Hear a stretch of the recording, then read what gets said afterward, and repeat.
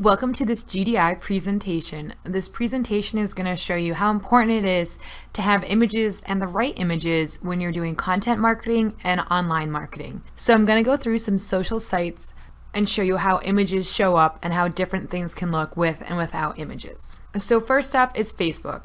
Facebook has become very image heavy lately. If you've been on Facebook for a while, this is definitely something new.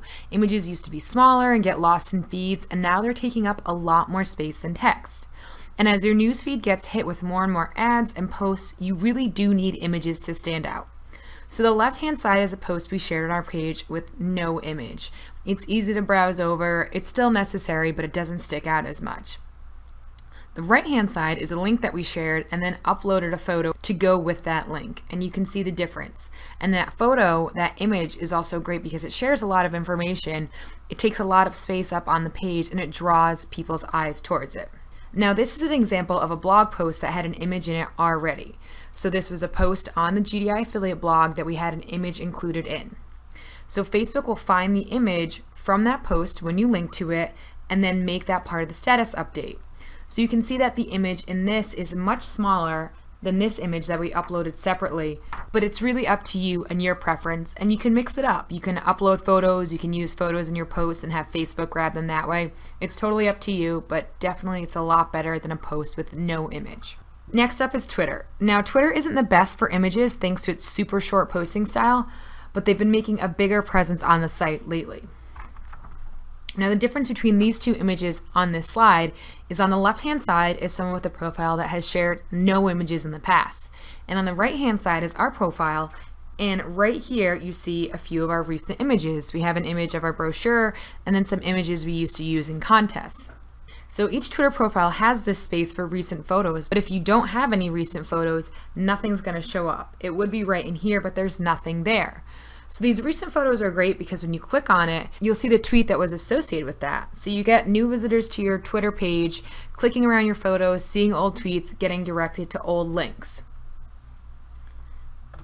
Now this is an example of how a photo would show up within your feed. You're looking at your friends, what everyone's posting, and boom, there's this huge image. It definitely catches your eye, it drives you to that link, and it really helps to break up all those short little posts. So you can see it definitely makes a difference. So try and use them every now and then. So blog posts. Aside from sharing, blog posts are just great to break up content. People have a really low tolerance for a lot of text on the internet, so images can be super helpful. So on the right hand side we have an image, just bright and colorful, and on the left hand side we have a post with no image, and you can see how it kind of drives your eye there and makes it seem more interesting even though it's just a picture and the text is just as helpful in each post. So like the right hand side, try something colorful and eye-catching and also relevant. Just like I talked about on Facebook, these are the image. This is the image that Facebook would pull and use when you submit that link to be shared on Facebook. And other social sites do the exact same thing. Where you post a link, they're going to crawl through your site, they're going to crawl through that post and look for images that you can share in that post on the social site. Next up is Pinterest, and Pinterest may be the big reason that all social sites seem to be image heavy these days. Pinterest is social bookmarking, and social bookmarking has been around for a long time before Pinterest, but they really revolutionized the way it works because you need an image to pin on Pinterest. You need an image to drive back to your site from Pinterest. So when you submit a link to pin something on Pinterest or you're repinned directly from another page, the service is going to scour that site or your site for an image. And you want this image to be something that says more about your post. So this is the same image I showed before about DNS. This is the blog post that this pin came from, and it's a perfect image because it gives information, it shows exactly what the post is about, and it's not just kind of a generic image.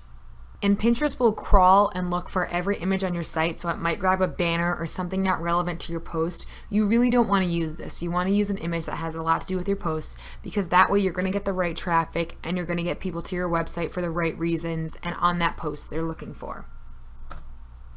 And then lastly, we have LinkedIn that's also gotten in the action. LinkedIn hasn't figured out the best way to really be great with images just yet. It is, just like the blog post, a great way to just break up text. When you log into LinkedIn on the main page, you'll see a lot of links. The images really help those links stand out. So these are just some social sites that use images, and hopefully you can really see how important it is with your marketing and your content marketing to have that image. Best of luck content marketing and online marketing.